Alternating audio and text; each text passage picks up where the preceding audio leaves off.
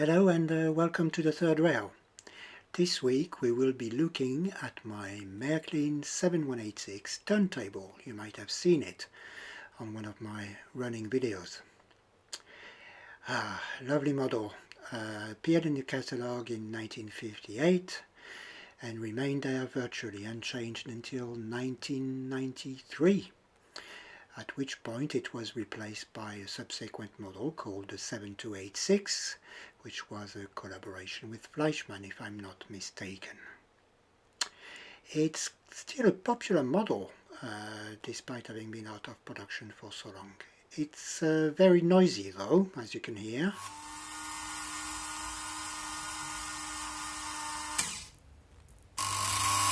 Yeah. But it's rugged. You can fix it with a hammer, like everything Märklin from that era, which is quite nice. Additionally, it's very easy to install, no need to cut a large hole in the baseboard. And, of course, it's much cheaper than the current offering. Look at that, 499 euros for a new one, or roughly 300 quid for a 7286 turntable. But back to my little example here. It's a lovely little thing which I acquired a few years ago, but I only serviced it once to get it going when I received it, and after that just left it and did nothing to it. So it's a bit sick at the moment. It has developed a bit of a sluggishness going clockwise for some reason. It simply cannot maintain a regular speed and just grinds to a halt at times. So I started doing a bit of maintenance on it, and as I was in the middle of it, I suddenly realized it could make a good topic for a video. So you will be joining me as I am engaging in a bit of open heart surgery. But first thing first, how does it work? Well, all the magic happens in this little house on top of the bridge. In there you will find a block comprising of a motor, on the left hand side the 40119 reference, and a magnet, the 40148 reference. All this is connected to a pin, the L-shaped contraption here on the right of the picture, which we'll go into in a second. Very quickly, the turntable receives its power through its control box. The control box is connected to the lighting circuit. The ground or return connection occurs either via the track connected to the rest of the layout, or a dedicated ground connection using the leftmost connector in front of the turntable near position 1. The control box has 3 outputs. The middle output controls the magnet. The left and right output provide directional current. When one of the buttons is pressed, the circuit is closed to set the path of the directional current. At the same time, a pulse of current is sent through the center output to the magnet. The magnet is briefly activated. It unlocks the bridge by disengaging the locking pin, and it closes the circuit to the motor, allowing the directional current to flow, setting the bridge in motion. The magnet is deactivated at the end of the pulse. If the pulse was long enough, the pin should now be sliding against the side of the well until it reaches the next position where a hole is located. The pin will then re-engage. Open the circuit for the directional current and the motor will then stop. The turntable is now ready for the next action. So what could be the problem with mine? Well, it's basically the same as locomotives with similar motors of the same era. It could be something like worn motor brushes, maybe some loose brush springs, or maybe some oil or dirt or a mixture of both congealed in all sorts of places. We could also be looking at some poor connection to one of the magnet windings. It's a bit annoying, this one, a bit of soldering required. Or poor connectivity between the bridge and the turntable base.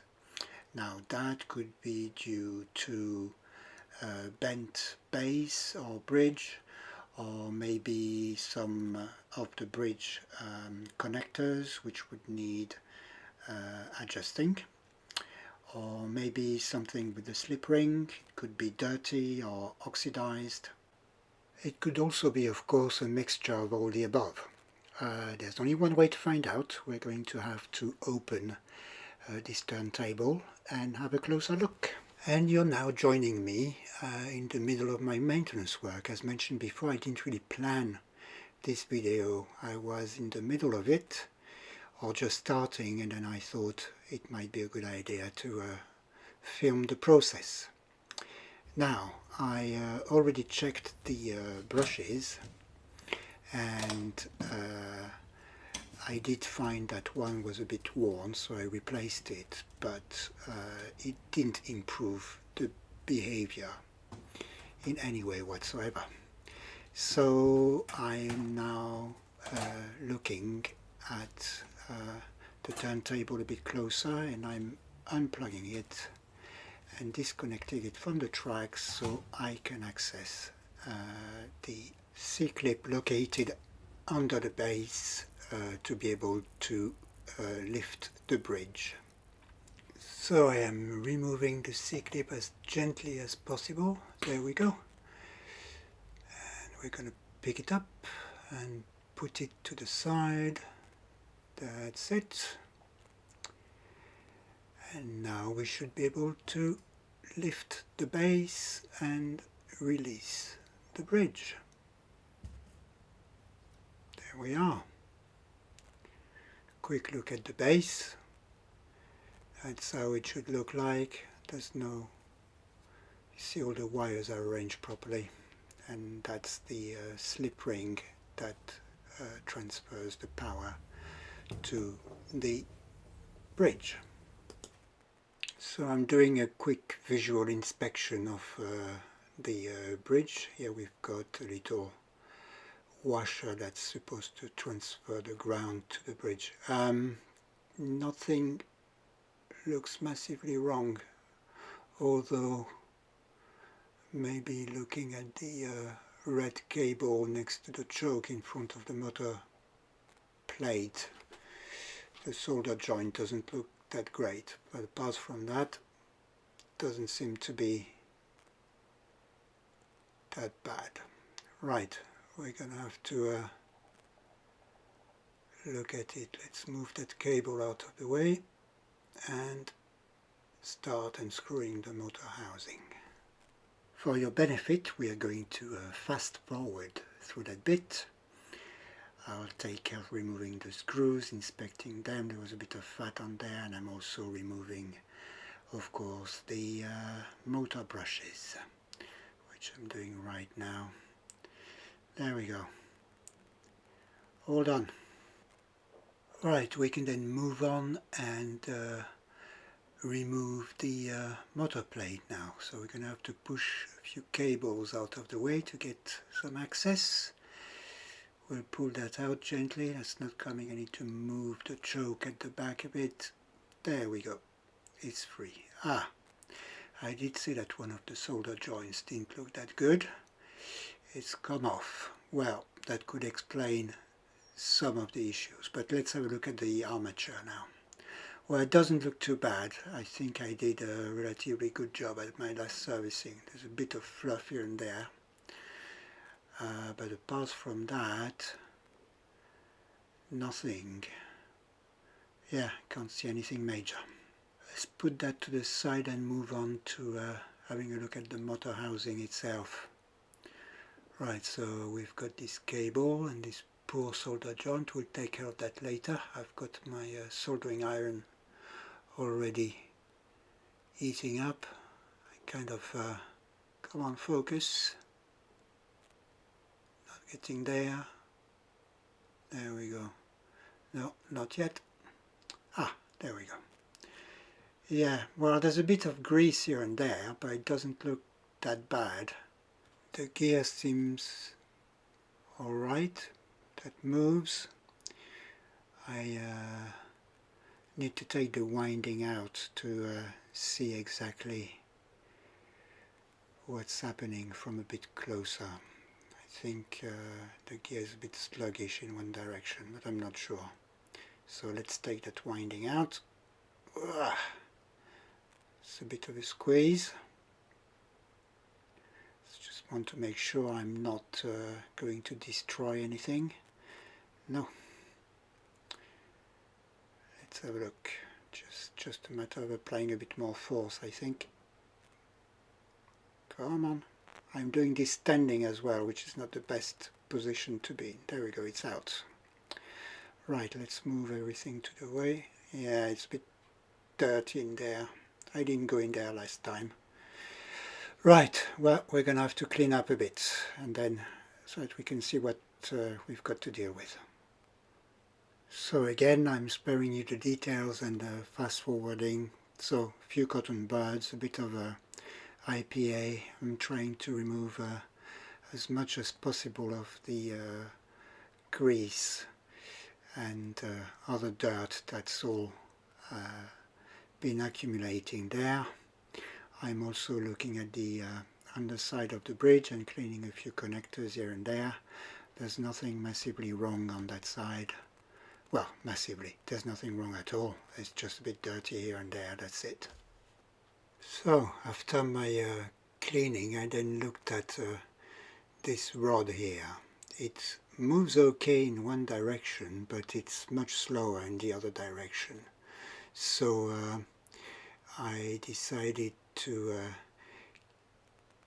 look at it from a bit closer and try and clean as much as I could from the bearings this way, but there was no other way to do it properly than to remove it and take it out. So you've got two screws just behind the magnet, and it's just a matter of removing the plate.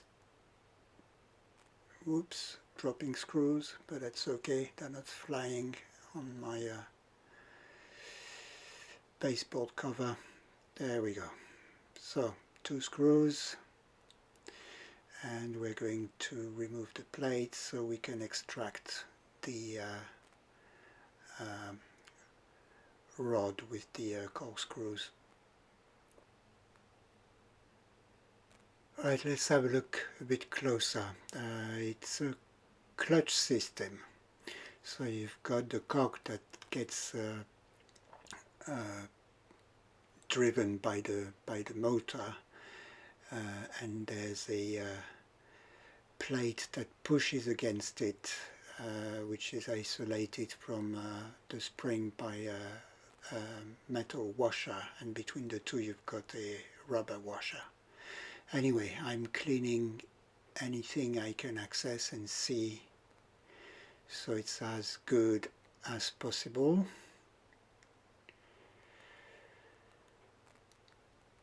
Judging by the cotton bud, you can see that I'm removing quite a bit of congealed CRAP.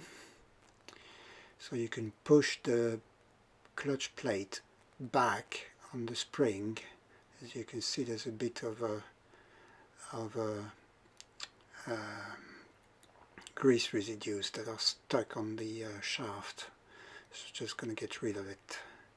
So I'm going to carry on the entire assembly here, and still it's in a state that it can be put back in.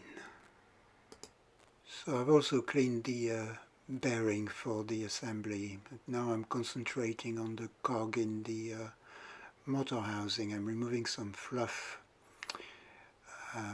which is stuck on some teeth, and I'm putting a bit of penetrating fluid on the axle near the axle of the cog to free it, because it's still, that's the bit that's really not moving properly in one direction. So I'm letting the penetrating fluid do its thing, and it's already better. So a bit more dirty in there. Now it's turning. Yeah, it's free.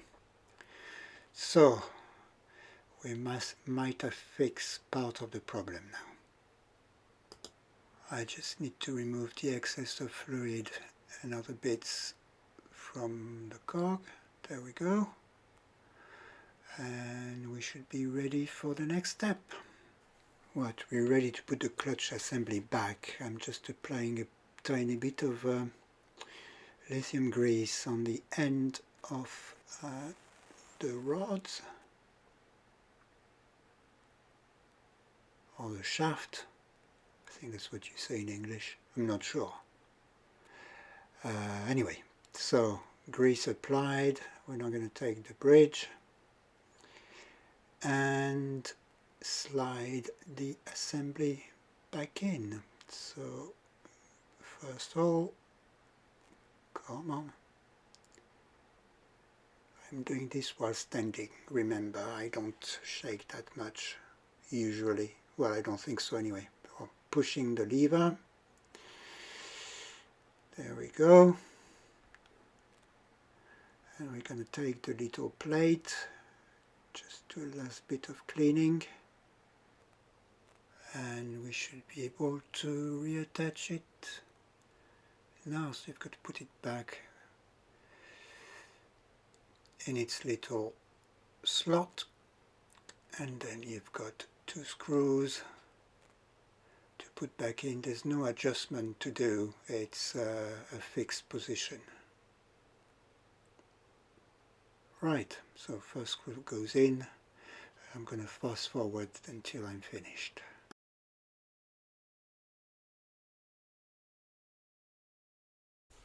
Right, all done, and I'm now checking how free the clutch can move, and it's 100 times better than it was before. Fantastic. Next. Right, I've resoldered the loose wire to the choke on the motor cover plate, and I'm now ready for reassembly. I've done a quick test to make sure that everything was moving freely with the motor armature and the clutch assembly. I just reassemble, and that's working fine. So let's apply a bit of grease to the ends of the shaft. That will avoid the screeching noises, especially if the temperature is low. Okay, time to put things back in place. Right, come on. So it's a matter of finding the hole. There we go, everything's moving. Now we're going to put the cover plate back in place.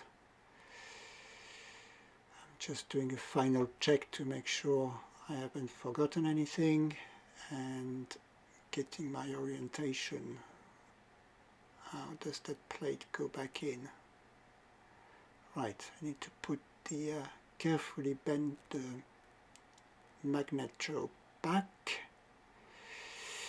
and then turn the motor plate a bit so it fits on its little pegs. There we go. We're done. Come on. Yeah, we're back in position. I'm going to spare you the insertion of screws again and move straight to the brushes. So I'm putting new brushes in. That's one. Come on. Yep. Put the spring back in. These are not loose. Got good pressure against the collector. Then the graphite brush. Oops. There we go. We'll adjust the little slot. Perfect. And we're putting the brush spring back on. That's also not loose, so that's fine. We've got good pressure. Not too much and not too little. All right. Looks like we're ready for a small test. I just need to put the bridge back in position. Minor thing before I put the bridge back in position, I give the slip ring a quick wipe. Was practically unnecessary. There's almost nothing on the surface, but one is never too cautious. So, and take the bridge back in. There's a washer that needs to go back around the center peg. There we go. I'm holding the washer and the bridge together and putting the peg through the center hole located, surprise surprise, at the center of the slip ring, and then holding everything more or less together. I'm turning the turntable while pushing the peg down so I can access the peg to put it back on to put the C-clip back on. So you need to push the base of the turntable so that the C-clip gets some grip in the little slot that's been designed around the peg. There we go. I'm going to put it back on the surface. Get a pair of pliers, probably. No, not a good idea. I don't think it's going to work. We'll see. Yeah, good old faithful screwdriver is much better. Bit of pressure and that's it. The C-clip's back in. So let's have a look at the other side. Everything fits together now. So we're going to do a quick functionality test.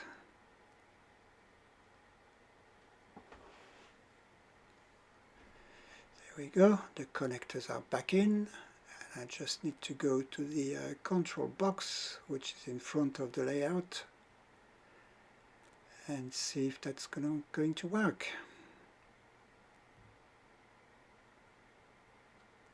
It is, but it's not engaging. And why? It's because my turntable is not, whilst the C-clip is put in properly, the side of the turntable is not fully engaged where it belongs. So let's have a look. What have I done wrong? There we go. It was the locking pin that was in the way. That was on the edge of the well instead of being inside it. Right, well, it's going right. That was the sluggish side. Let's try to move it to another position. Perfect. That is maintaining its speed. Yeah, no variation. Excellent. So I'm going to put things back together and then show a bit more activity with a bit of sound, so you can judge by yourself.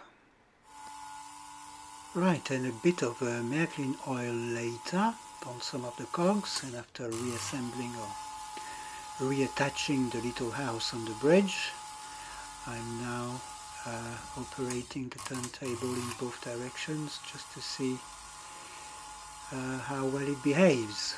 So I'm going to stop talking and let you listen for a few seconds.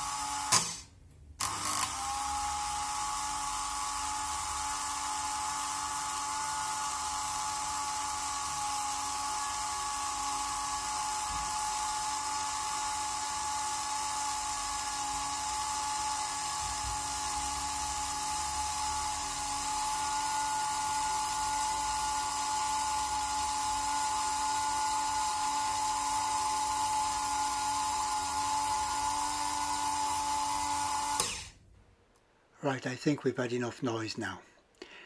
We're at the end of this video.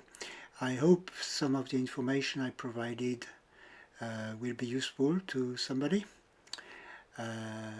or that you simply enjoyed watching me trying to fix something standing